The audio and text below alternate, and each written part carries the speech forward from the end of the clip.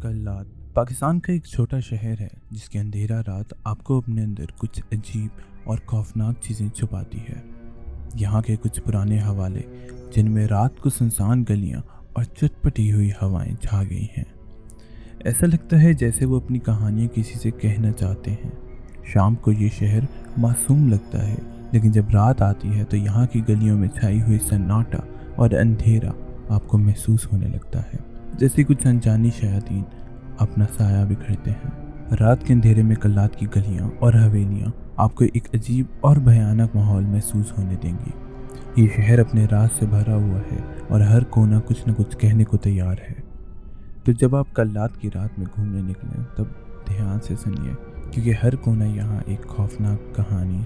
अस्सलाम वालेकुम, I hope you all are doing well and welcome to the channel. आज हम आपको सुनाएंगे एक बहुत ही अजीब और खौफ ज़्यादा करने वाले वाक़ये के बारे में, जो कि एक नए शहर कल्लात के छोटे से घर में हुआ।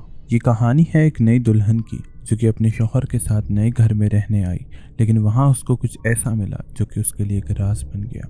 इस घर में एक लड़की का ऐसा किरदार है जो कि एक दिन इनके घर के दरवाजे पे आई और कुछ कहने लगी। उसकी बातें तो बहुत अजीब थी, लेकिन क्या आपको लगता है कि वो सिर्फ अपनी बातों की तरह अजीब थी या वो एक मासूम बच्ची ही थी? लेकिन ये कहानी इतनी आसान नहीं है। इस घर में कुछ और भी हुआ, कुछ रूहानी और अजीब चीज़ें जो कि आपके होश उड़ा देंगी। क्या आपने कभी सुना है कि किसी परिंदे की मौत ऐसे कैसे हो सकती है जैसे कोई बुरा असर हो?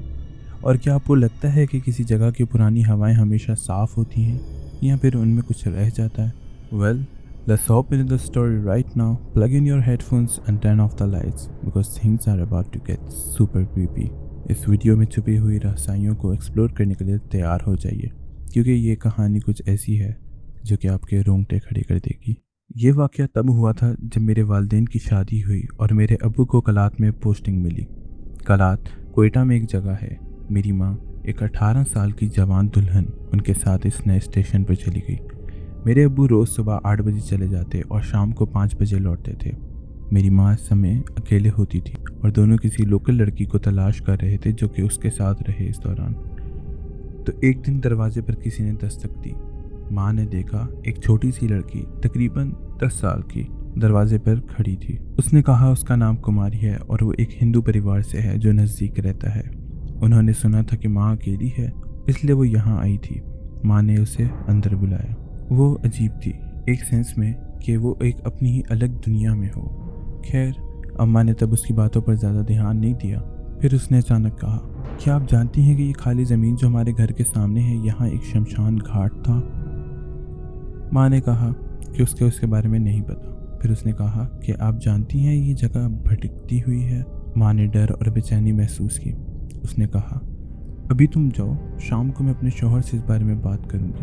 ये अजीब लड़की वहाँ से चली गई। माँ के मुताबिक उस बात के बाद में वो बहुत बेचैन और भारी भारी महसूस होने लगी, जैसे हवा ठंडक और भारी हो गई हो। वो कुछ अजीब चीज़ को पिन पॉइंट नहीं कर सकती थी, लेकिन कुछ अजीब था। इसके बाद माँ ने सोचा कि मैं छत पर जाकर अपनी रोज़ाना की डाइजेस्ट और किताबें पढ़ लूँ। उससे पहले माँ ने सोचा कि वो चकोरों के पिंजरे धूप में लेकर निकल जाए। पहला पिंजरा उठाते ही परिंदा एक चीख मारा और पूरी तरह से मुड़ना शुरू हो गया।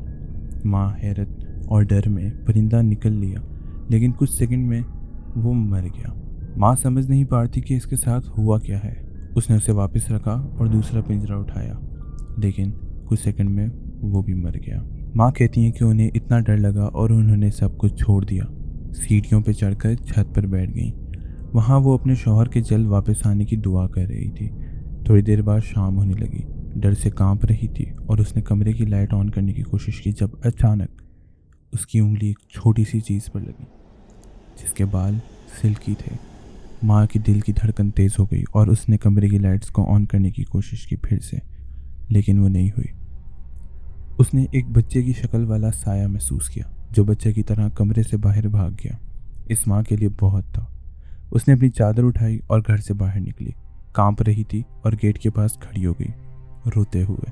जब मेरे अब्बू घर पहुंचे, उनको अपनी जवान बीवी को ऐसे देखकर हैरत हुई। खैर, माँ ने सब कुछ बताया और जैसी ही उनसे उम्मीद की गई थी, उन्होंने कहा, यह सब तुम्हारा वहम है।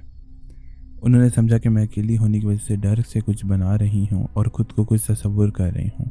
वो भी सोच रहे थे कि दोनों चकोरों की मौत सिर्फ कुछ इत्तेफाक से या किसी वायरल या किसी बीमारी की वजह से हुई होगी। रात हो गई और आधी रात के करीब माँ को वो बेचैनी फिर से महसूस हुई। उसने मेरे अब्बू को उठाया, लेकिन उन्होंने फिर से इसको सीरियस नहीं लिया। नींद न आने की वजह से माँ के कान में बच्चों के खेलने की आवाज़ सुनाई देने लगी। माँ ने मेरे अब्बू को फिर से उठाया। इस बार उन्होंने गुस्से में बाहर जाके चेक किया, लेकिन वहाँ कुछ भी नहीं था। वो बाहर से आवाज़ में कह रहे थे कि देखा कुछ नहीं है, और वापस आते वक्त उनको कुछ अनोखा छुआ, कुछ ऐसा जो कि उनको नज़र तो नहीं आ रहा था, लेकिन उनको महसूस हुआ और वो गिर गए। उसके बाद एक बच्चे की हंसने की आवाज़ सुनाई दी गई। अब मेरे अब्बू को यकीन हुआ कि मैं ठीक कह रही हूँ और यहाँ कुछ सीरियस मसला है। वो अंदर आए और दोनों जागते रहे। अब मेरे अब्बू ने अम्मी से वो दिन की घटनाएं दोबारा सुनने के लिए कहा। माँ ने उनको फिर से सब कुछ बताया, शुरू से लेकर कुमारी के दरवाजे पर दस्तक देने तक। मेरे अब्बू ने फिर से पहली बात पर अमल करने का इरादा किया। पहले तो कुमारी के बताए गए पता पर जाने का। दूसरी बात, उन्होंने सोचा कि जब तक उनको भरोसा करने लायक घर के लिए किसी अच्छा और भरोसेमंद साथी नहीं मिल जाता, तब तक अम्मी को कोयटा वापस भेजना बेहतर है। इस दौरान अक्सर कमरे के बाहर अनजानी आवाज़ें सुनाई देती रहीं, ज़्यादातर बच्चों की खेलने की आवाज़ें। इस सब बात के दौरान फजर का वक्त हो गया, तो सुबह उठते ही उन्होंने अम्मी को लेकर जाने और उस दौरान कुमारी की जांच की, लेकिन उस एड्रेस पर सिर्फ एक खाली ग्राउंड था, जिसका पता उन्हें बताया वो एक खाली ज़मीन थी। वहाँ के लोगों को कुमारी या उस जैसे किसी बच्चे का पता नहीं था। ये भी साबित हुआ कि जिस जगह पर घर था वो शमशान का हिस्सा था, लेकिन अब वो किसी और जगह पर शिफ्ट हो गया। अब्बू को समझ आया कि माँ सही कह रही हैं और कुछ असलियत बेपरवाही हुई है। बिना किसी और देरी के उन्होंने कोयटा को वापस रुख ले लिया। Well, I hope that you guys enjoyed the video, and please leave your honest reviews in the comments. I'm gonna review them too. I'm gonna reply to them. I'll try my best to overcome that. Bye.